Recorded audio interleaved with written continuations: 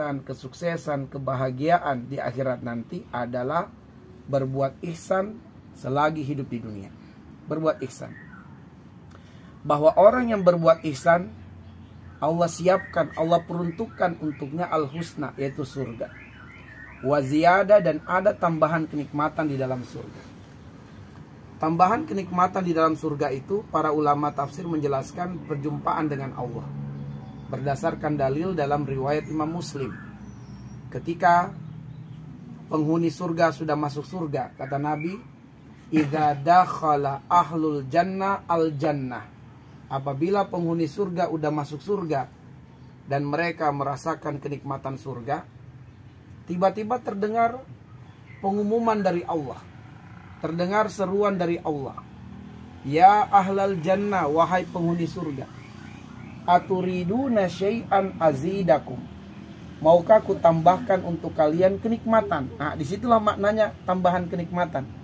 Sebab Allah menawarkan, aturiduna syai'an azidakum. Maukah ku tambahkan untuk kalian kenikmatan?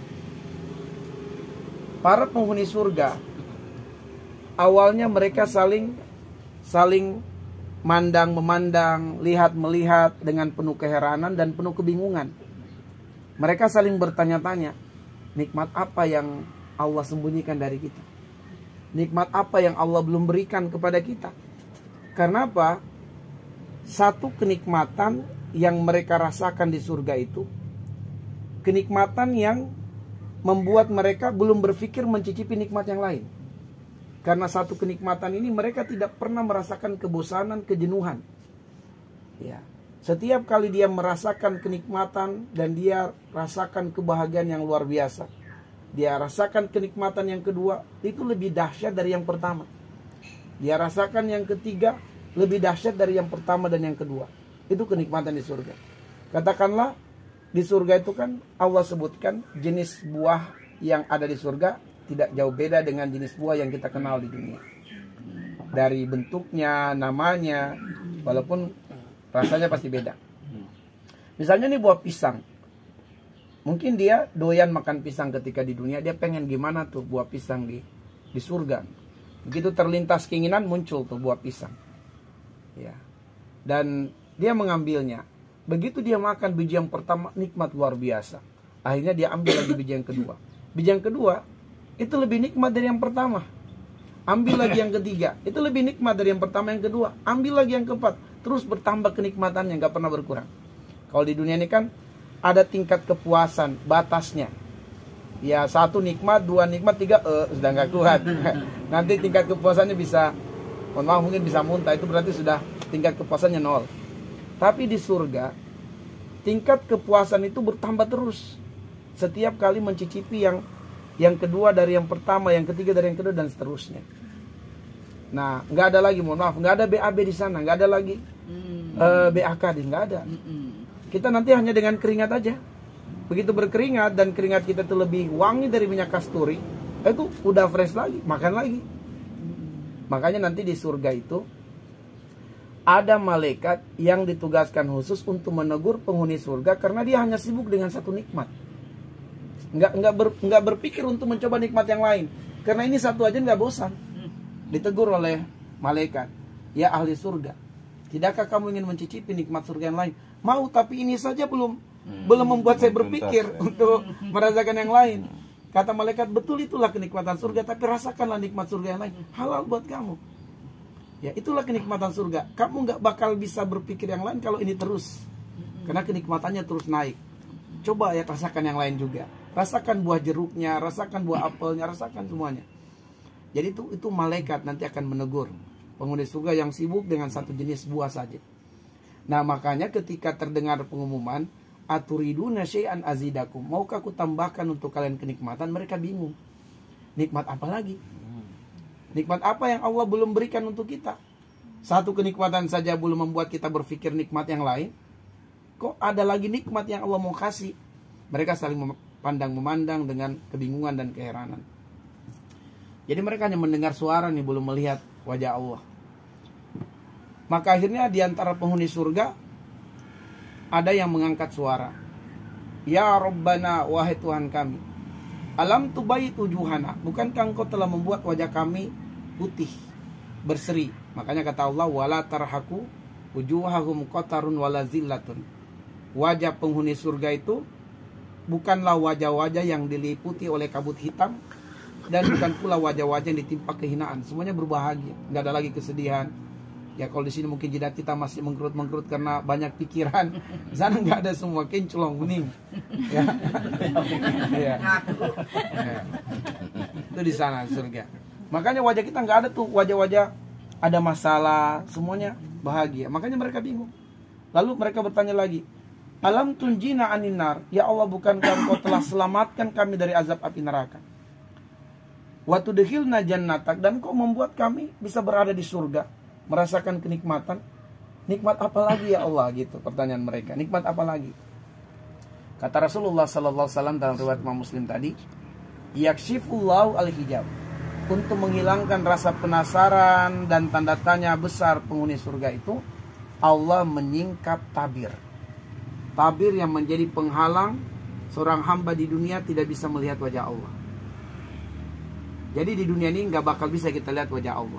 Jangankan kita, bahkan Nabiullah Musa alaihissalam yang dikenal sebagai Rasul yang bisa bercakap-cakap dengan Allah, diabadikan di surat Al-A'raf 143. Musa itu bertanya kepada Allah, Rabbi arini anzur ilaik, ya Tuhanku, izinkanlah aku melihat wajahmu. Itu Musa dalam surat Al-A'raf 143.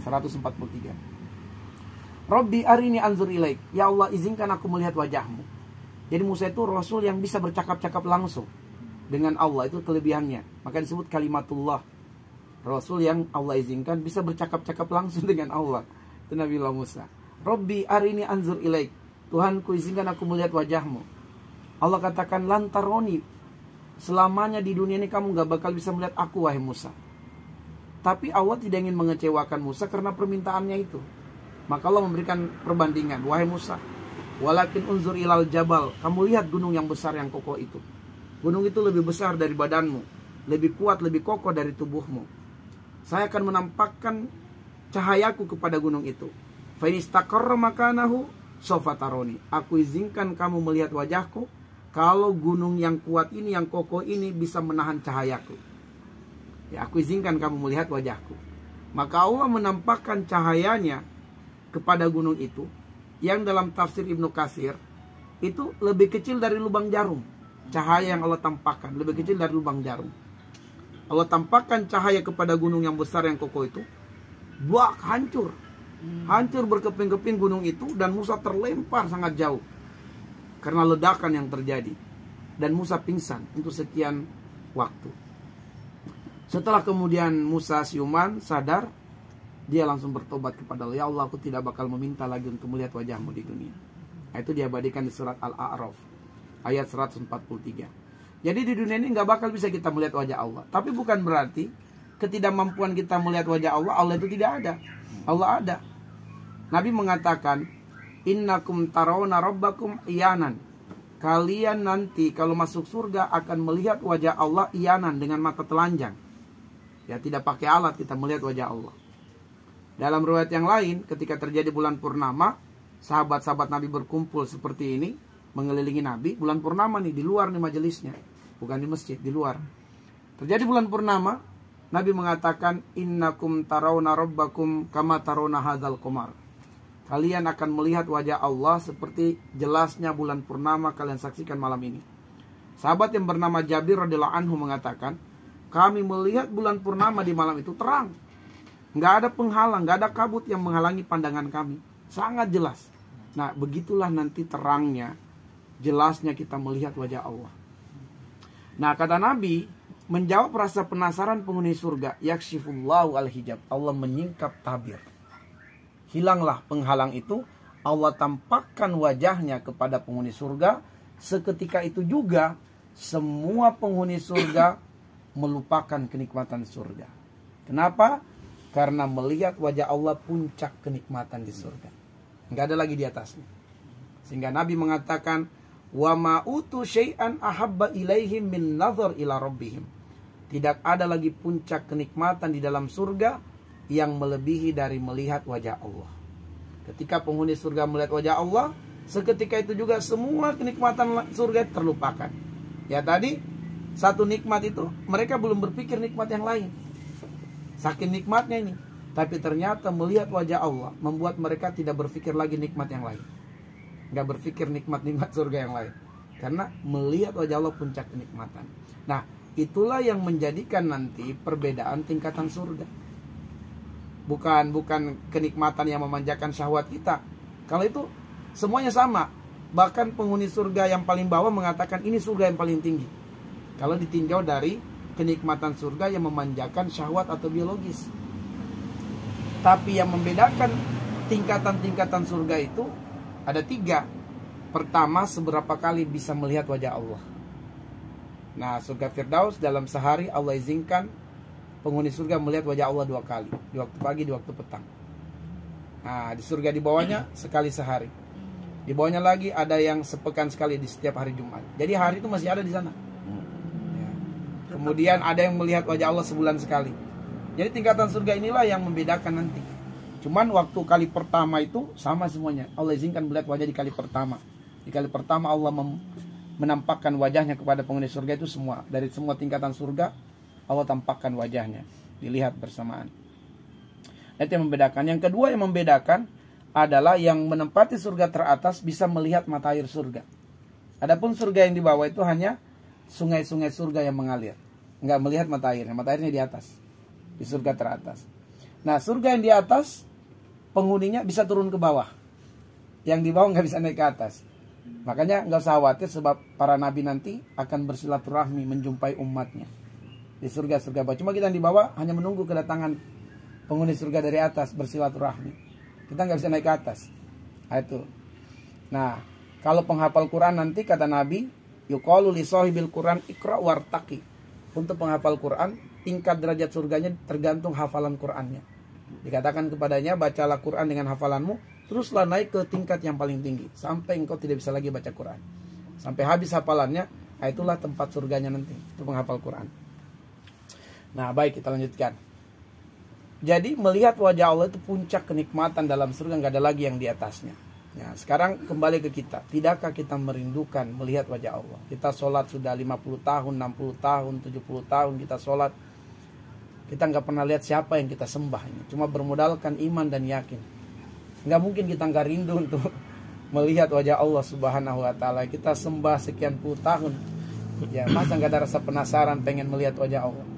Kita berdoa, dalam doa kita sampai meneteskan air mata, kita yakin doa kita didengar dan dijabah. Nggak mungkin kita nggak rindu untuk melihat wajah Allah Subhanahu Wa Taala.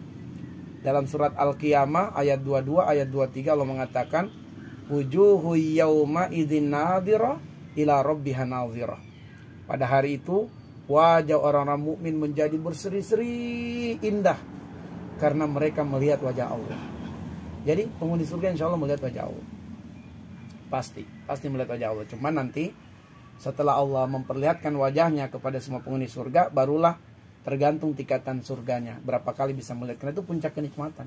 Puncak kenikmatan. Nah, ternyata ayat yang mulia ini memberitahukan kepada kita syaratnya hanya satu kalau pengen dijamin surga dan dijamin mendapatkan tambahan kenikmatan. Cukup dengan berbuat ihsan ketika hidup di dunia. Sesimpel itu. Kita berbuat ihsan aja di dunia ini. Nah, tinggal selanjutnya apa yang dimaksud dengan ihsan dan bagaimana berbuat ihsan. Nah, berbuat ihsan itu artinya adalah berbuat kebaikan dengan cara yang terbaik. Itu artinya ihsan. Berbuat kebaikan dengan cara yang terbaik. Ya. Bukan sekedar kita berbuat baik, tapi caranya paling terbaik. Nah, itu namanya ihsan. Kepada siapa kita berbuat ihsan? Kepada Allah, kepada manusia, kepada alam. Hanya 3 saja nih. Berbuat ihsan kepada Allah, berbuat ihsan kepada manusia, berbuat ihsan kepada alam. Bagaimana berbuat ihsan kepada Allah? Simpelnya, sungguh-sungguh laksanakan perintah Allah, sungguh-sungguh tinggalkan larangan Allah. Itu berbuat ihsan kepada Allah. Bagaimana berbuat ihsan kepada manusia? Berbuat ihsan kepada manusia dengan 4 cara. Berbuat ihsan dengan hati, berbuat ihsan dengan lisan, berbuat ihsan dengan perbuatan, dan berbuat ihsan dengan harta. Lalu bagaimana kita berbuat ihsan kepada alam? Nah, berbuat ihsan kepada alam ada 3 cakupannya. Berbuat ihsan kepada lingkungan, berbuat ihsan kepada tumbuh-tumbuhan, berbuat ihsan kepada binatang. Nah, tinggal PR kita adalah mengetahui. Nah, misalnya nih, berbuat ihsan kepada Allah. Kenapa kita harus berbuat ihsan kepada Allah? Di surat Al-Qasas ayat 77 Allah mengatakan wa ahsin kama ahsanallahu ilaika. Berbuat ihsanlah kepada Allah karena Allah sudah berbuat ihsan kepadamu. Bagaimana cara Allah berbuat ihsan kepada kita? Di antara yang kita hafal ayatnya inna a'tainakal kautsar. Kami, kata Allah, sudah berikan kepadamu nikmat yang sangat berlimpah. Al-Kautsar itu nikmat yang banyak, nikmat berlimpah. Saking banyaknya dan saking berlimpahnya nikmat Allah Subhanahu wa taala itu, dalam surat Luqman ayat 27 nggak bisa dicatat.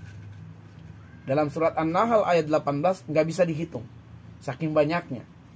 Ya, bukti. 1 menit yang lalu, siapa yang sudah hitung berapa kali matanya berkedap-kedip? Nggak bisa. Ya. Bisa, tapi kadang kita tidak berpikir untuk menghitungnya. Kita tidak menyadari lagi karena sudah sering, bahkan kita tidak sadari pergerakannya. Kita tidak menyadari bahwa kedipan mata itu nikmat. Coba kita tahan mata kita nggak berkedip, kan perih. Jadi kedipan mata itu nikmat. Cuma karena dia udah sangat sering, kita tidak merasa lagi itu nikmat. Padahal kalau kita tahan mata kita bisa perih. Sudah berapa kali tarikan nafas dalam semenit yang lalu? Ya. Nggak usahlah sejak lahir sampai sekarang. Nggak usahlah sejak bangun tidur. Semenit yang lalu. Semenit yang lalu. Sudah ada riset penelitian bahwa tidak ada seorang manusia di dunia yang bisa menghitung bulu matanya sendiri. Itu udah sampai dia masukkan ke haki risetnya itu. Bahwa tak seorang pun manusia di dunia yang bisa menghitung bulu matanya sendiri. Dia siap bayar berapa ratus miliar dengan catatan dia bisa hitung bulu matanya sendiri. Dia berani karena dia sudah riset ya, dia sudah lakukan riset penelitian, nggak ada manusia yang bisa hitung bulu matanya sendiri. Itu nikmat Allah SWT. Tarikan nafas kita, ya.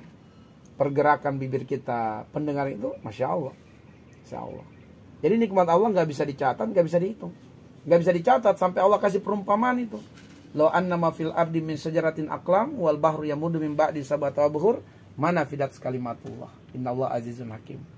Andaikan semua pepohonan di muka bumi dari akar, batang, cabang, ranting jadi pena. Lautan 7 benua disatuin jadikan tinta. Mana fidat kalimatullah. Gunakan untuk mencatat nikmat Allah, enggak. Habis penanya, habis tintanya, belum habis nikmat Allah dicatat. Itu surat Luqman ayat 27. Surat An-Nahl ayat 18, wa in ta'uddu nikmatallahi la tuhsuha. Kamu gak bakal bisa menghitung nikmat Allah. Gak bakal bisa, kata Allah. Saking banyaknya nikmat Allah Subhanahu wa taala yang diberikan kepada kita. Nah, karena Allah sudah berbuat ihsan kepada kita dari nikmat, kita pun harus berbuat ihsan kepada Allah. Di antaranya kata Allah, fasholli li rabbika wanhar. Kalau kamu ingin berbuat ihsan kepada Allah, maka sholatlah kamu karena Allah dan berkurbanlah di hari kurban. Makanya alasan kenapa kita harus memperhatikan sholat 5 waktu, alasan kenapa kita harus selalu bisa berkurban tiap tahun, karena kita pengen berterima kasih kepada Allah atas nikmat yang sangat banyak. Makanya kita berjuang untuk bisa menjaga sholat 5 waktu dan berkurban di hari kurban. Karena itulah cara kita berbuat ihsan kepada Allah atas kebaikan Allah. Nah, berbuat ihsan kepada manusia dengan hati misalnya. Bagaimana cara kita berbuat ihsan kepada manusia dengan hati? Yaitu dengan membersihkan hati dari penyakit sosial. Karena kita kan manusia ini salah satu istilahnya dalam Al-Quran An-Nas. Jadi kan dalam Al-Quran itu manusia ada 4 istilahnya. Insan, Al-Insanu, An-Nas, kemudian Al-Basyaru, dan Bani Adam. Ketika Allah menyebut manusia dengan An-Nas, itu karena manusia makhluk sosial, nggak bisa hidup sendiri. Dia butuh orang lain. Nah, dalam interaksi kita dengan orang lain, mungkin terjadi pergesekan. Mungkin terjadi clash, jangankan dengan orang lain, dengan keluarga sendiri bisa terjadi salah paham.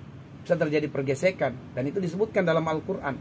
At-Taghabun ayat 14. Allah mengatakan, ya ayyuhalladzina amanu, inna min azwajikum wa auladikum aduwwal lakum fahzaruhum. Wahai orang yang beriman, di antara anggota keluargamu ada yang berpeluang jadi musuh. Istri bisa jadi musuh bagi suami, suami bisa jadi musuh bagi istri, anak bisa jadi musuh bagi orang tua bisa jadi musuh bagi anak, mantu bisa jadi musuh bagi mertua, mertua bisa jadi musuh bagi anak. Itu disebutkan dalam ayat. Kalau saja anggota keluarga berpeluang diantaranya jadi musuh, gimana dengan orang lain? Gimana dengan tetangga? Gimana dengan teman? Ya, berpeluang. Nah, karena itulah berbuat ihsan dengan hati, membersihkan hati dari penyakit-penyakit sosial. Di antara penyakit sosial sangat banyak, di dalam Al-Quran disebutkan beberapa. Pertama misalnya An-Nisa ayat 32, Allah mengatakan wala tatamannau ma faddalallahu bi ba'dakum ala ba'd. Jangan iri, jangan cemburu dengan rezeki orang lain. Ya, jangan iri. Ini yang jangan iri dulu dengan rezeki orang lain yang mungkin kata Allah dilebihkan dari sebagian besar yang lainnya. Ya wala tatamannau ma faddalallahu bi ba'dakum ala ba'd. Jangan kamu iri dengan rezeki orang yang dilebihkan dari yang lainnya. Nah, dan apabila kita iri, cemburu dengan rezeki orang lain, ini bisa meningkat penyakitnya menjadi hasad. Kalau sudah hasad itu sudah penyakit sosial berbahaya. Karena hasad ini penyebab pertama terjadi kemaksiatan besar di langit, dan penyebab pertama terjadi kemaksiatan besar di bumi, itu hasad.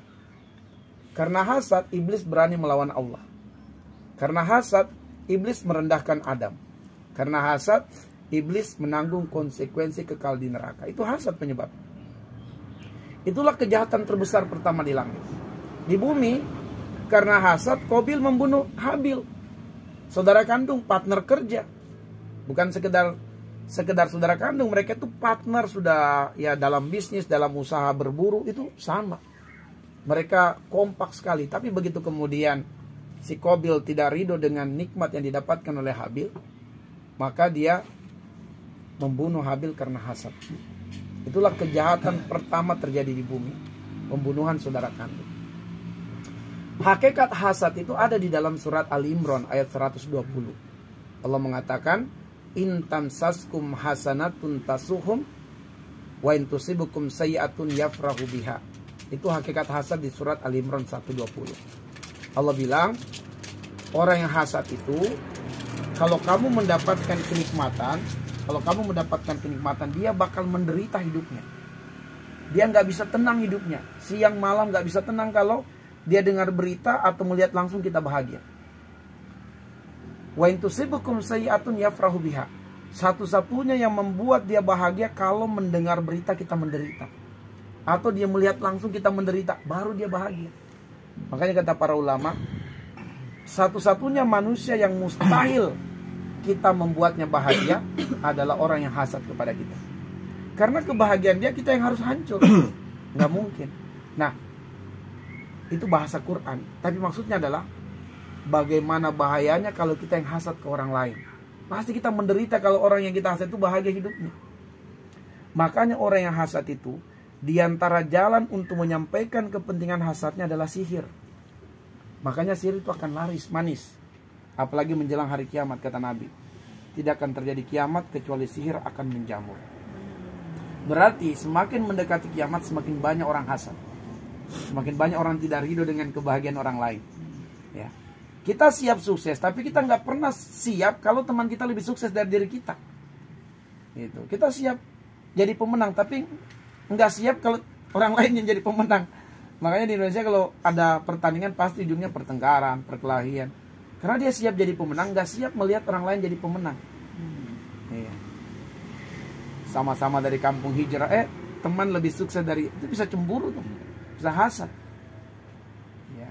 Makanya bersihkan hati dari penyakit sosial yang namanya hasad. Lalu kemudian ternyata di surat Ali Imran ayat 134, salah satu bentuk berbuat ihsan dengan hati itu adalah tersedianya stok maaf di hati untuk orang lain. Allah mengatakan wal kaziminal ghaiza wal afina 'anil nas wallahu yuhibbul muhsinin. Allah suka kepada orang yang berbuat ihsan, yaitu orang-orang yang di hatinya ada stok maaf untuk orang lain. Dia menahan diri dari marah dan memaafkan orang yang menyakitinya, meskipun yang menyakiti tidak minta maaf. Jadi orang yang ihsan dengan hati itu artinya hatinya bersih dari dendam, bersih dari kebencian, bersih dari kemarahan, bersih dari permusuhan. Ya, bersihkan hati kita dari itu. Nah,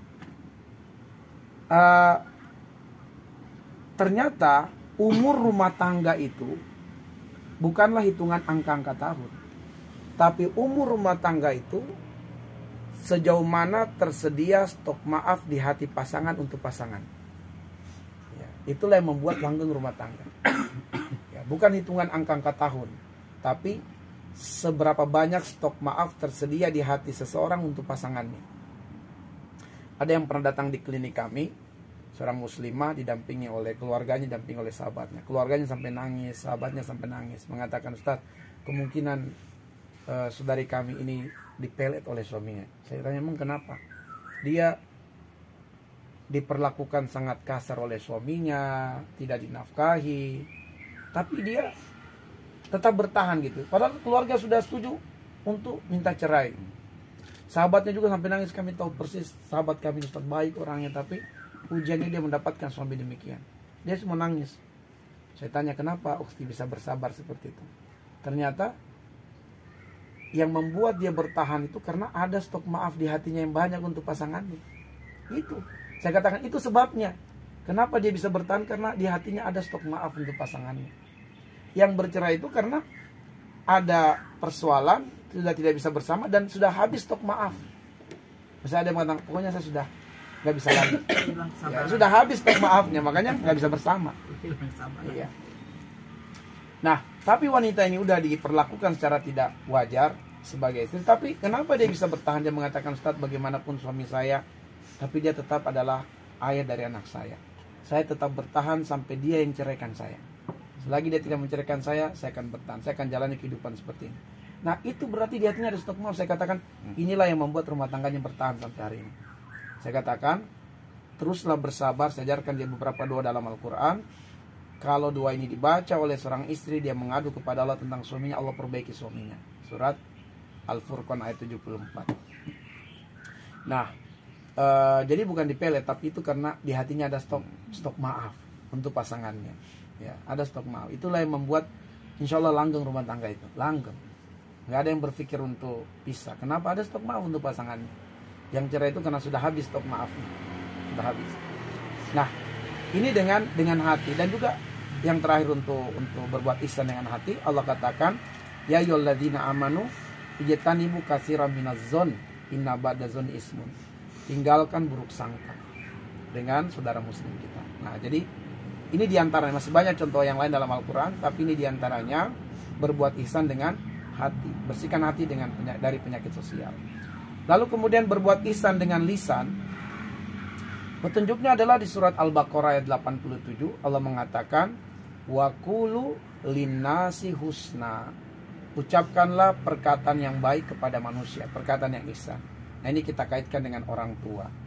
Dalam arti Allah secara khusus menyuruh anak berucap dengan ucapan ihsan kepada orang tuanya. Allah mengatakan, wa qada, dan Allah telah menetapkan Allah ta'budu illa iyyahu wa bil walidaini ihsana. Allah menyebutkan ada dua hak besar di dunia ini yang harus dipenuhi oleh setiap orang. Pertama, haknya Allah. Yang kedua, hak orang tua. Di antara hak terbesar orang tua adalah mendapatkan perkataan ihsan dari anaknya kepadanya. Bagaimana perkataan ihsan itu? Allah kasih contoh. Bagaimana perkataan ihsan itu? Di surat Al-Isra 23 Allah mengatakan fala taqul lahuma uf. Perkataan ihsan itu adalah bersih lisanmu dari menggunakan kata-kata atau kalimat yang senada dengan kata ya, kata-kata itu adalah kata-kata yang menunjukkan kekesalan atau rasa berat melakukan sesuatu yang orang tua minta. Misalnya, Nah, dan ini seringkali muncul dari mulut anak ketika disuruh oleh orang tuanya. Saya lagi. Nah, itu senada dengan kata tadi. Itu sudah dosa besar. Sudah dosa besar. Walaupun si anak ini melakukan apa yang diminta orang tua, tapi disertai dengan kata-kata keluhan, itu dosa. Dosa. Walaupun dia lakukan, tentu lebih berat lagi kalau dia sudah mengeluh nggak melakukan. Ini udah melakukan tapi diikutkan dengan kalimat-kalimat rasa berat, rasa kesal, itu dosa. Dosa besar. Lalu Allah mengatakan lagi, wala tanharhuma, jangan kamu berdebat dengan orang tuamu. Jangan kamu marahi orang tuamu. Jangan kamu ucapkan kata-kata yang merendahkan orang tuamu. Misalnya mengatakan, bapak aja, ibu aja nih yang tidak pernah belajar. Itu bisa menyakiti orang tua tuh. Merendahkan namanya. Berarti kan walaupun agak halus, tapi sama kita katakan orang tua kita bodoh. Bapak, mama aja yang ketinggalan zaman, yang tidak mau belajar atau yang tidak belajar. Ya kan? Itu kan walaupun tidak mengatakan bodoh, agak halus sih, tapi kan itu samanya merendahkan juga. Ya, merendahkan juga. Nah, jadi kata sorry Pak Ustadz, itu sih yang kayak tadi tuh sering Pak Ustadz tuh. Yang mana? Orang tua kan sekarang boleh dibilang kalah knowledge-nya sama sama anak-anak. Itu kan realitas Pak Ustadz. Itu juga nggak boleh gitu ya? Nggak boleh. Artinya kalau orang tua kita tidak tahu, kita harus berpikir positif bahwa orang tua demi menafkahi kita nggak ada waktunya untuk belajar. Jadi seorang anak tidak boleh karena dia mungkin dapat banyak pengetahuan, dia rendahkan orang tuanya. Padahal orang tuanya itu tidak berpikir cari ilmu hanya karena bisa mencari uang untuk menafkahi dia dan membuat dia ini bisa berprestasi. Makanya seorang anak harus mensyukuri nikmat orang tua walaupun orang tuanya berpendidikannya kurang. Dia harus menggunakan kata-kata yang tidak menyakiti orang tuanya, kan bisa. Kita tahu orang tua kita ini terbatas pengetahuan, tapi kan tidak perlu kita ungkapkan dengan kata-kata yang membuat dia merendahkan dia. Nah, contoh misalnya Imam Abu Hanifah. Imam Abu Hanifah, ya kita tahu Imam Abu Hanifah disebut mazhab Hanafiyah, ya beliaulah pendirinya, ulamanya. Imam Abu Hanifah rahimahullah ta'ala, ketika ibunya mendatanginya dan ibunya bertanya tentang satu pertanyaan kepada Imam Abu Hanifah, ya, wahai anakku, aku bertanya kepadamu tentang satu urusan. Imam Abu Hanifah begitu mendengarkan pertanyaan bunda, langsung dia mengatakan, bunda duduk dulu, bunda bersabar, izinkan saya keluar sejenak bunda. Kata bunda, oke. Maka Imam Abu Hanifah berlari menuju ke muridnya yang bernama Abu Yusuf. Wahai Abu Yusuf, aku berharap engkau mau menemaniku ke rumah saya. Kenapa wahai guru? Pokoknya temani dulu kalau kamu bersedia. Insya Allah saya bersedia. Maka Abu Yusuf mengikuti Imam Abu Hanifah ke rumahnya Imam Abu Hanifah. Sampai di sana Abu Yusuf diperkenalkan, ini bunda saya.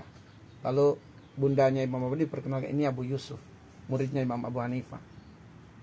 Maka lalu Imam Abu Hanifah mengatakan, wahai Abu Yusuf, ibu saya bertanya begini, tolong kamu jawab. Ini Abu Yusuf bingung, kok saya harus jawab? Padahal Imam Abu Hanifah guru saya, kenapa saya harus jawab? Tapi tatapan Imam Abu Hanifah, tolong jawab pertanyaan bunda saya. Akhirnya Abu Yusuf menjawab. Setelah itu bundanya Imam Abu Hanifah terpuaskan dengan jawaban itu, dia izin pamit pergi. Lalu Abu Yusuf bertanya, wahai guru, kenapa yang harus jawab pertanyaan bundamu? Padahal engkau bisa menjawabnya. Apa kata Imam Abu Hanifah? Aku bisa menjawab pertanyaan bundaku, tapi aku tidak ingin memposisikan seolah-olah saya guru baginya. Ya, aku bisa jawab, tapi kalau saya jawab terkesan saya guru. Ibu saya jadi murid, saya nggak mau. Maka aku panggil engkau untuk menjawab supaya saya tidak menganggap diri saya guru bagi ibu saya. Saya lihat itu Imam Abu Hanifah. Ya, Imam Abu Hanifah. Akhirnya kemudian Abu Yusuf justru malah mendapatkan pelajaran berharga dari situ. Bahwa ibu kita mungkin dia banyak kekurangan, tapi jangan sampai kita terkesan merendahkannya. Ya. Bahkan Imam Abu Hanifah, kalau saja dia jawab pertanyaan bundanya seakan-akan itu bisa membuat bundanya berposisi sebagai murid dan dia guru, dia nggak mau Imam Abu Hanifah. Segera dia cari orang lain untuk menjawab pertanyaan bundanya. Walaupun beliau bisa menjawabnya sebab ya ulama besar. Tapi itulah kita lihat bagaimana beradabnya dia kepada orang tua. Jadi kata Allah, wala tanharuma, jangan kamu debat orang tua, jangan kamu marahi orang tua, jangan kamu berkata kasar, jangan sampai kamu merendahkannya. Apalagi dengan tangan kita tunjuk-tunjuk orang tua. Itu lebih besar-besar. Dan Allah kasih petunjuk. Satu-satunya kalimat yang pantas keluar dari mulut seorang anak kepada orang tuanya, wa kullahuma qaulan karima. Ucapkanlah perkataan yang baik, perkataan yang mulia kepada orang tua. Nah, itu nanti bisa dilihat surat Al-Isra ayat 23. Kalimat yang pantas keluar dari mulut anak orang tuanya itu qaulan karima, perkataan yang mulia. Yang nggak boleh perkataan yang merendahkan orang tua. Kita jaga. Kalau kita berdiskusi orang tua kayak ngotot, udah kita diam aja, diam istighfar. Yang mulia pulang-pulang yang mulia. Soalnya kita sering bercanda. Boleh deh. Pak Ustadz, kalau misalnya gini, kan kadang orang tua banyak nih. Tadi nanya, aslinya nanya, udah nyasar loh. Nggak apa-apa, lanjut dulu. Jadi misalnya kadang kan, maaf ya, bukan mama tapi ya, kadang rayu orang tua kan lumayan inilah ya gitu. Maksudnya kadang nih marah-marah terus gitu.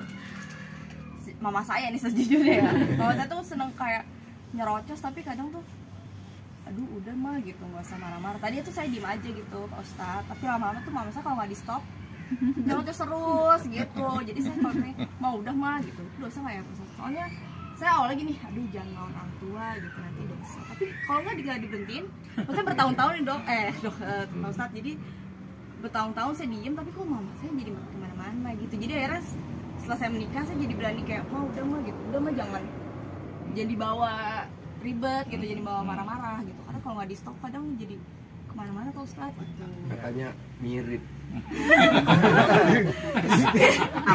Saya juga Pak Ustadz.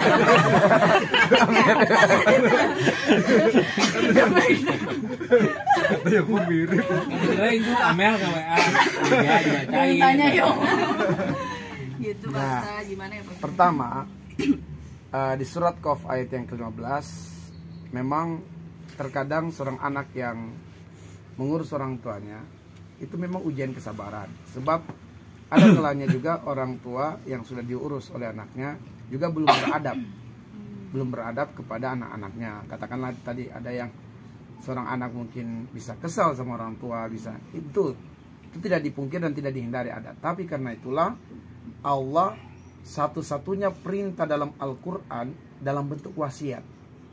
Tidak ada perintah yang dari Allah kepada manusia yang dalam bentuk wasiat kecuali perintah berbakti sama orang tua. Allah mengatakan wa wassaynal insana biwalidayhi ihsana. Kami wasiatkan, kata Allah. Kami wasiatkan, kata Allah, kepada setiap anak untuk berbakti dengan cara berbuat ihsan kepada orang tuanya. Kenapa dia berbuat? Kenapa diwasiatkan? Sebab kata para ulama, tidak sedikit juga anak itu akan teruji kesabarannya ketika mengurus orang tua. Tidak dihindari, mungkin saja ada orang tua yang memang mengesalkan, menyebalkan, tapi kata para ulama, hal yang membuat kita harus bisa bersabar menghadapi orang tua yang demikian adalah karena perintah berbakti kepada orang tua, wasiatnya Allah. Ya, kalau namanya kan terkadang ada orang tua yang kekeh, ini wasiat kakek kamu nih harus. Kan ada orang yang kekeh banget yang menjaga wasiat gitu ya. Bahkan meskipun wasiat itu kalau ditimbang secara syariat itu salah, keliru, tapi dia kekeh mempertahankan wasiat. Nah sekarang Allah yang ngasih wasiat. Artinya betapapun mungkin orang tua itu jahat kepada kita, hal yang membuat kita harus bersabar karena ini wasiat dari Allah. Wasiat dari Allah untuk kita bisa bersabar. Sehingga kembali ke persoalan tadi, bahwa tujuannya adalah bagaimana orang tua kita stop dari merocosnya. Itu tujuannya.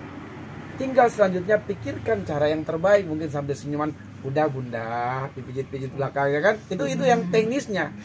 Teknisnya artinya kalau tujuannya kita mau menyetop itu harus oke. Tapi teknisnya yang sekarang kita latih. Apakah sambil menata bundanya senyuman baru bunda sambil ya pijit-pijit gitu ya. Tapi kalau tidak demikian, ya artinya kan tujuan bisa tercapai, tapi kita tidak membuat orang tua sakit hati, tidak membuat orang tua marah.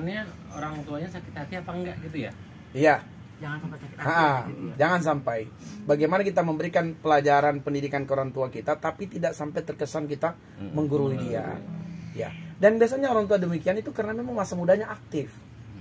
Kalau masa mudanya aktif, ya pasti dia, ya pasti akan banyak karena melihat mungkin sekarang anaknya atau mantunya agak lambat, slow gitu ya. Sementara dia dulu masa mudanya aktif. Dia akan membandingkan itu. Dia pasti yang membandingkan, jadi wajar kalau dia ngomong. Ya. Nah, itulah kenapa kemudian Allah ingin menunjukkan bahwa orang tua kita ngerocosnya adalah untuk kebaikan kita, diuji oleh Allah. Begitu kita sakit, orang tua kita paling memperhatikan. Paling banyak air matanya untuk anaknya. Ya, kalau katakanlah pasangan suami istri. begitu kemudian salah satu pasangan meninggal dunia, ya mungkin pasangannya akan meneteskan air mata sehari 2 hari.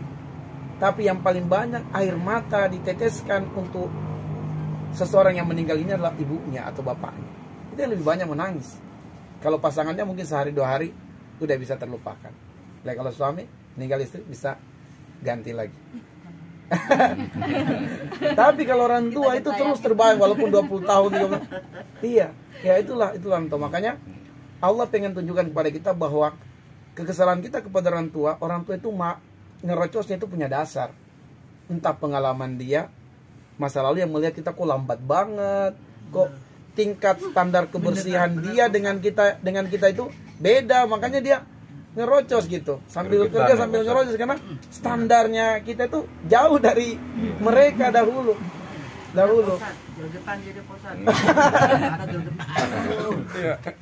Nah itu, jadi itu alasannya kenapa sampai ada orang yang bertanya kepada Imam Syafi'i. Dia sudah mendampingi orang tuanya sejak usianya 20 tahun. Dia bertekad untuk tidak akan lagi merepotkan menyusahkan orang tuanya. Seorang pemuda, dia urus orang tua sejak usianya 20 tahun. Dia udah mandiri, dia urus orang tuanya terus sampai orang tuanya meninggal dunia. Dia urus terus dari usia anak ini 20 tahun. Dia nggak mau menyusahkan orang tuanya. Pokoknya apapun orang tuanya minta, dia langsung penuhi. Nah itu dia lakukan dari usia 20 tahun sampai orang tuanya meninggal di usia 60-an. Artinya dia ada pengabdian di situ ya sekitar 15 tahun sampai 20 tahun dia merasa dia mengabdi. Nah, dia mengatakan bahwa ibu saya, bapak saya mengurus saya sampai saya usia 20 tahun saya sudah mandiri, saya balik. Saya urus orang tua saya, terus saya urus. Ya, sampai orang tua saya mengembuskan nafas terakhir, dan itu sekitar 20 tahun bahkan 30 tahun. Nah, dia tanya kepada Imam Syafi'i, Imam, kira-kira yang saya lakukan ini itu sudah bisa membalas kebaikan ibu saya, bapak saya selama 20 tahun. Karena dia mengurus saya sampai 20 tahun. Setelah itu saya balik. Pokoknya saya nggak mau lagi menyusahkan orang tua. Saya nggak akan mengurus mereka. Saya akan mudahkan urusan mereka. Ya, sampai mereka menghembuskan nafas terakhir. Kata Imam Syafi'i, setetes ASI ibumu tidak terbayarkan dengan semua kebaikan. Setetes ASI. Ya. Setetes ASI nggak terbayarkan dengan semua kebaikanmu kepada orang tua. Nah, jawabannya hampir sama dengan Sufyan bin Uyainah.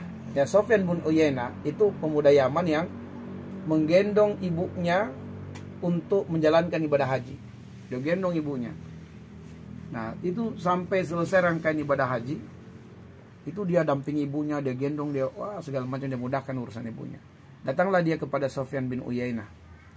Ya Imam, saya sudah melakukan begini kepada ibu saya. Kira-kira ini sudah membalas kebaikan ibu saya enggak? Kata Sufyan bin Uyainah, satu pembukaan ibu kamu untuk kamu dilahirkan belum terbayarkan dengan semua kebaikan. Satu pembukaan. Ya, ada berapa pembukaan saat kita dilahirkan? 10 ya. Nah, itu satu saja belum terbayarkan dengan apa yang sudah kamu lakukan untuk orang tua. Nah, itu pesan Sufyan bin Uyainah. Makanya kata para ulama tafsir bahwa kalau kita temukan kekesalan di dalam menghadapi orang tua, ingatlah bahwa berbakti kepada orang tua wasiat dari Allah. Orang tua punya alasan membenci anaknya, tapi anak tidak boleh ada alasan membenci orang tuanya.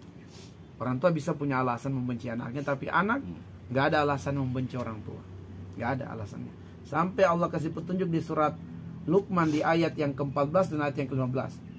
Andaikan orang tua kafir sekalipun. Kafir itu adalah inna syirka la zulmun azim. Nggak ada lagi kezoliman yang paling besar. Nggak ada lagi kezoliman yang paling besar selain kekafiran, kesyirikan.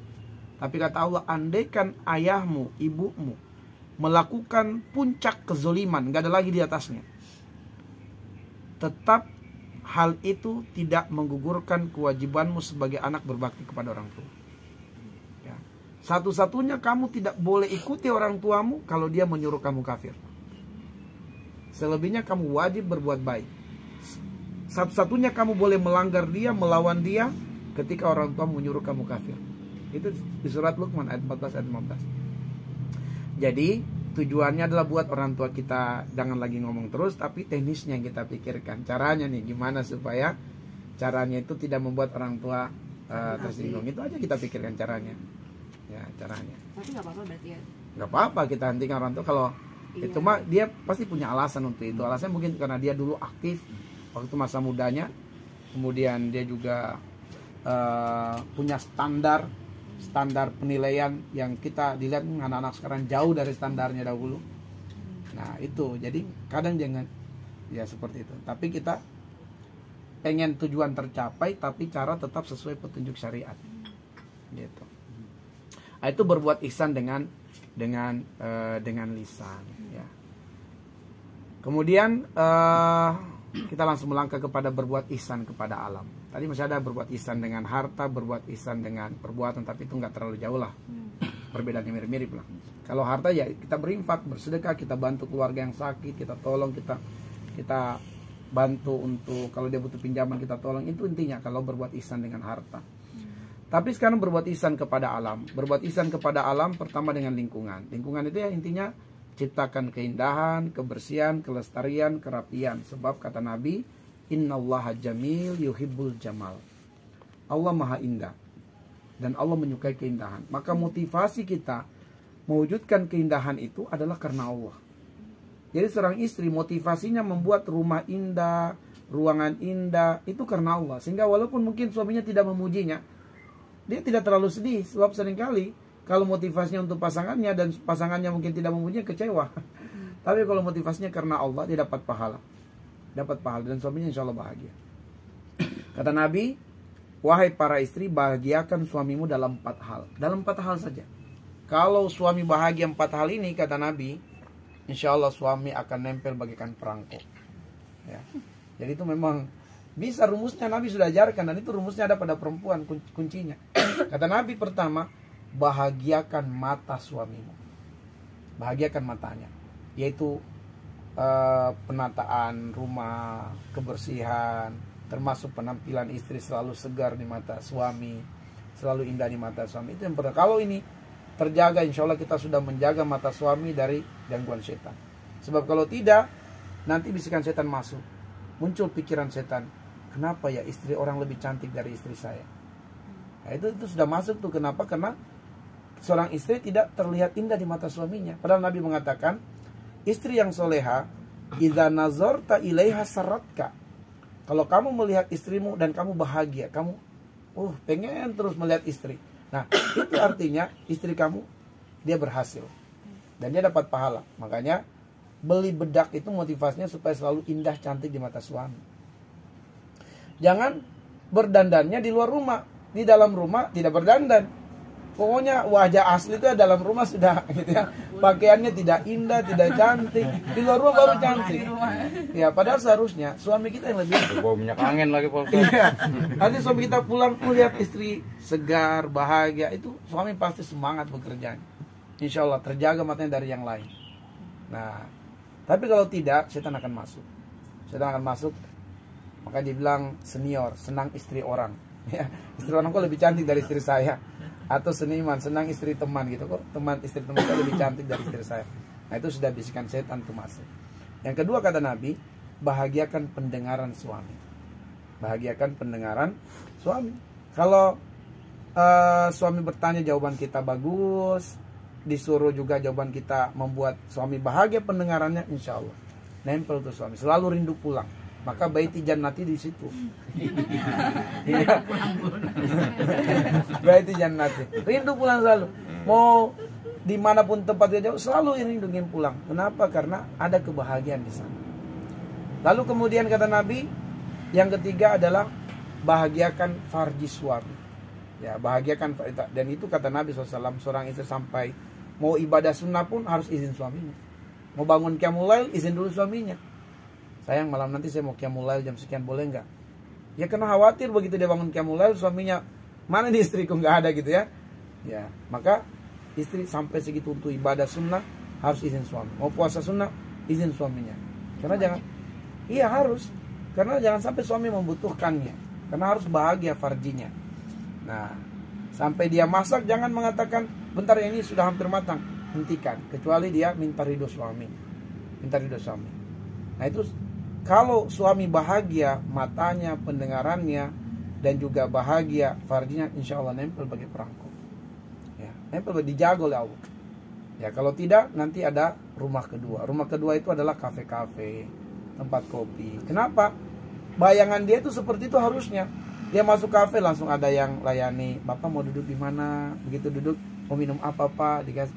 Makanya suami itu pada betah di sana di kafe-kafe karena ekspektasi dia tuh seperti sinetron. Begitu mobil sudah mulai terparkir, istri langsung buka pintu dengan senyuman. Nanti suaminya ya dibuka jasnya, dibuka jaketnya, disiapkan. Itu bayangan suami seperti di film-film. Ya. Banget ya. Tapi itu resep.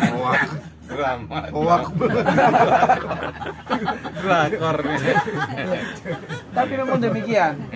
Salah satu kebiasaan Nabi adalah beliau sebelum keluar rumah untuk pergi sholat 5 waktu, beliau akan mencium istri. Itu kebiasaan Nabi. Jadi orang Barat banyak mempraktikkan itu, mengatakan kepada pasangan selalu I love you. Walaupun sampai usia 70 masih I love you. Nah ini yang sudah gini, kan udah nikah masih aja nanya gitu. Gak salah batas suami. maksudnya Kayak istri saya gini, kamu sayang aku gak sih? Terus dia bilang, kamu masih aja nanya, anak ketiga juga. Kayak digituin saya Pak Ustadz. itu artinya kan sebenarnya manusiawi itu kita tetap butuh itu walaupun jangan dipanggil. Sampai Rasulullah kenapa menamakan istrinya dengan ada panggilan itu panggilan sayang, Umairah gitu. Panggilan cinta, panggilan sayang. Maka orang Barat itu mereka selalu mengucapkan ke pasangan I love you. Padahal itu ajaran Islam. Kita sebelum nikah aja sering-sering I love you. Begitu sudah nikah kering. Padahal justru inilah yang lebih dibutuhkan. Nggak boleh kering harus. Nah, tetap mau berapa pun katakan selalu sayang kepada istrinya. I love you. Panggil yang ya bukan eyang tapi yang sayang gitu ya. Nah, jadi kebersihan lingkungan. Kemudian berbuat ihsan kepada tumbuh-tumbuhan, ya jangan dipetik kecuali hak. Apa haknya? Dirapikan. Apa haknya? Dijadikan obat. Selebihnya jangan dipetik sebab kita memutuskan tasbihnya. Nah, kalau misalnya mau merapikan tangan kan dipetik, itu haknya, nggak apa-apa. Merapikan. Atau kita ambil jadi obat itu boleh, tapi maksudnya iseng nih habis lari-lari petik-petik tanpa ada tujuan gitu. Nah ini nggak boleh, kita memutuskan tasbihnya. Kalau ditanam lagi di rumah gimana? Nah itu kan ada hak. Nah itu ada hak. Boleh. Tapi nggak bilang. Tapi diem-diem Ustaz. Tanam di rumah. Ya. Itu intinya dia tidak memutuskannya tanpa ada tujuan. Nah itu haknya tanaman. Kalau dipetik harus ada haknya. Haknya dirapikan atau dijadikan obat, dimanfaatkan, dimakan atau apa. Kalau kayak bunga gitu, karena kan kayak dipetik maksudnya pengen wanginya Kanau aja gitu ya. Ya selalu ada haknya, ada manfaat yang kita ambil. Jangan sampai nggak ada manfaatnya. Kayak jahil. Ya, saya bisa lari ngobrol temannya tangannya jahil tidak bercabut gitu ya, tapi tidak ada tujuan gitu. Nggak boleh, itu memutuskan tasbihnya. Oh gitu. Ya karena setiap makhluk Allah bertasbih, termasuk dedaunan. Jadi kan dia gugur karena kehendak Allah, bukan dia gugur karena kita yang tik-tik. Nah, berbuat ihsan kepada binatang itu ada beberapa ini. Ada binatang yang memang dihalalkan pembunuhan terhadapnya kapanpun kita jumpai. Dimanapun, mau di dalam rumah, di luar rumah, dibolehkan membunuhnya. Maka ketika kita membunuhnya adalah dengan cara menyegerakan kematian. Tidak boleh disiksa. Ya, misalnya nih, Kayak nyamuk. ya nyamuk, jangan ditangkap, dicabut-cabut kakinya. Ya. Ya, tapi matikan sepak gitu, matiin segera. Nah, atau misalnya tikus walaupun menyebalkan, tapi jangan sampai ditangkap lalu dibakar hidup-hidup atau dicelup sampai dia mati kehabisan. Nggak boleh, bunuh segerakan. Lem juga nggak boleh. Iya, kalau dilem. Ya, nggak apa-apa, lem langsung pukul balok-balok. Misalnya untuk menangkap dia kan. Berangkap. Nah, tapi kalau kemudian dibakar itu kan menyiksa dia. Ya, kalau lem dia Ya, cuma. sorry Pak Ustadz, kalau semut saya sering ngebakar, itu kan langsung Nah, eksepsi kalau mati. ya itu semut dia kategorinya binatang yang tidak boleh dibunuh kecuali ada sebab. Nah, kalau tadi ini binatang yang boleh dibunuh kapan saja kita jumpai, baik dalam rumah atau di luar rumah. Tapi ketika membunuhnya mudahkan kematiannya, disegerakan, jangan disiksa. Nah, Itu rang-rang di itu. ya, jadi termasuk cicak boleh dibunuh kapan saja kita jumpai, mau di mana aja, di dalam rumah, di luar Cicak rumah. mah sunah ya Pak Ustadz ya? Iya, itu mah ya Sunnah, termasuk sunnah. Artinya itulah termasuk binatang yang boleh dibunuh kapan saja. Kalau tadi kerang-kerang itu Pak Ustaz gimana? Rang-rang itu apa? Semut Nah, semut boleh dibunuh kalau dia mengganggu kita. Kalau tidak mengganggu jangan. pokoknya sehari ini saya mau cuti, mau cari semut. Jangan sampai kemudian kita cari kerjaan mengganggu semut. Tapi kalau kemudian dia nempel di makanan kita bersihkan sampai ada yang mati, nggak ada masalah. Sebab itu kebutuhan kita, dalam arti dia mengganggu. Ya, tapi kita sengaja mencari semut, mana nih semut? Kita cari ke kebun-kebun untuk. Kalau kebetulan buah pohon yang kita pengen peti banyak itu nggak apa-apa. Kita membuat dia menghindar atau apa sebenarnya, nggak ada masalah itu karena dia mengganggu. Tapi ketika dia tidak mengganggu kita secara langsung, jangan kita bunuh. Itu semut. Kalau misalnya di kamar mandi gitu Pak Ustadz, saya bor gitu. Maksudnya Gimana? siram. Ada di kamar mandi itu ada semut gitu misalnya. Iya, karena mengganggu kita kan. Iya. Jangan sampai yang di pelabuhan, wah ini nih tembak. Kita kan nggak mengganggu kita. Tapi Biarkan dengan aja. cara disiram terus Iya. dia ke got. Intinya kalau sampai dia mati nggak apa-apa kalau dia memang mengganggu kita. Karena Mengganggu, artinya dan sudah pokoknya mengganggu. kewenangan. Tapi kalau kemudian yang jalan di ujung-ujungan nggak usah kita sengaja ambil gitu. Iya, iseng gitu. Saya sering begitu Pak Ustadz. Lagi nyapu misalkan banyak nih, udah langsung masukin. Pas. Iya. Kira-kira Maksudnya dia sama mati tong tuh. sampah. Heeh. Ya mungkin ada yang mati, mungkin juga ada yang selamat. Kita nggak tahu. Nggak usah kita pikirkan. Enggak, maksudnya zolim enggak tuh Pak Ustadz? Insya Allah enggak. Kalau dia tadi mengganggu kita nggak apa-apa. Kalau Misalnya lantai mengganggu, jadi, iya. ya lantai kan jadi, Sebetulnya Ini nih, heeh. ya, udah banyak. ya itu boleh. Karena mungkin dalam membersihkannya sampai ada yang mati, ya itu di luar dari ini, nggak apa-apa. Tapi kemudian kita sengaja cari di bawah, kita turun ke bawah cari, mana nggak usah, Ini real ini. Kalau yang dibakar loh. nggak apa-apa itu tadi termasuk. Yang penting asalkan dia mengganggu kita. Ya mengganggu koseng kita mau koseng bocor-bocor ternyata banyak raib, kita ambillah obat apa gitu yang membuat dia mati, nggak apa-apa. iya. Intinya jangan sengaja membunuhnya kecuali ada sebab yang membuat hak kita terganggu. Kalau ini Pak Ustadz, ibunya nyamuk aja nggak dibunuh Pak Ustadz. Ya si ibu ada nepa nyamuk gitu Pak Ustadz, nggak boleh. Ya gitu. Saking nggak mau Ya Allah, baik dibunuh. banget sih ibu, itu kan nyamuk. Jangan dimatiin. Iya. Padahal boleh dibunuh. Boleh Nah. dimatiin. Nah kemudian binatang yang dihalalkan daging sembelihannya itu lebih beradab lagi kita. Ketika menyembelihnya harus benar-benar alat sembelihannya tajam, tidak boleh menyiksanya. Kemudian yang ini banyak dilupakan oleh para DKM, ketika hewan ini disembelih, kawannya nggak boleh melihatnya. Iya, iya. Karena dia stres juga tuh. Iya. Sebentar giliran dia mau disembelih, tapi dia sudah melihat temannya disembelih itu, Iya. nggak boleh. Itu. Dijauhkan, pada kata Nabi, jangan sampai Iya. binatang-binatang yang mau disembelih itu melihat temannya disembelih. Benar, kasihan. Nggak boleh tuh menyiksa binatang. Tersedia secara psikis. Iya. Ada yang sampai kambing itu langsung pingsan tuh, kambing langsung Iya. gemetaran. Iya. Karena dia melihat temannya disembelih. Iya, gitu. Paling nggak caranya kalau emang deketan gitu ditutup matanya bagaimana Pak Ustadz? Iya, pasang kain hijab atau apa kain supaya dia nggak lihat. Misalnya Iya. areanya satu area gitu. Iya. Dijauhkan dan intinya ada penghalang lah Iya. supaya dia nggak melihat langsung. Iya. Jangan dia lihat temannya disembelih. Itu ada. Baik, begitu materi kita dulu. Jadi kata kuncinya ihsan. Ya, tinggal ruang lingkup ihsan tadi kepada Allah, kepada manusia dan kepada alam. Alam, lingkungan, tumbuh-tumbuhan dan juga binatang. Iya. Itu aja kita berusaha di dunia ini berbuat ihsan. Allahu a'lam bishawab. Kita kembalikan lagi. Iya. Makasih Pak Ustadz. Cuma berhubungan dengan hewan juga. Kalau kita kan bahwa yang kita makan itu harusnya yang dibunuhnya macam bismillah gitu, atau Apa? dipotongnya pakai bismillah Iya. gitu Pak Ustadz. Nah sekarang sementara kayaknya kita yakin banget kalau yang di pasar tuh karena banyak ya, misalnya contohnya ayam, kayaknya nggak pakai bismillah, itu gimana Pak Ustadz? Pertama, kita tidak boleh bersuuzon. Tadi kita nggak boleh bersuuzon kalau pasar itu mayoritas kaum muslimin, apalagi semuanya muslim. Nggak boleh. Walaupun ada penjahat atau pengkhianat di situ, tapi selagi ini pasar muslim, mayoritas kaum muslimin, maka kita tidak boleh mempertanyakan ini disembelih cara Islami. Nggak perlu, kalian penjualnya muslim. Kalau dia berbuat, katakanlah dia tidak jujur ya, dia yang menanggung dosanya, kita tetap halal dengan zon kita, dugaan kita. Kecuali ini sudah berita viral, fakta ditemukan bahwa ini pedagang ini tidak pernah, itu baru kita hindari membeli darinya. Tapi untuk kita ini pasarnya pasar mayoritas muslim, nggak boleh suuzon, nggak boleh.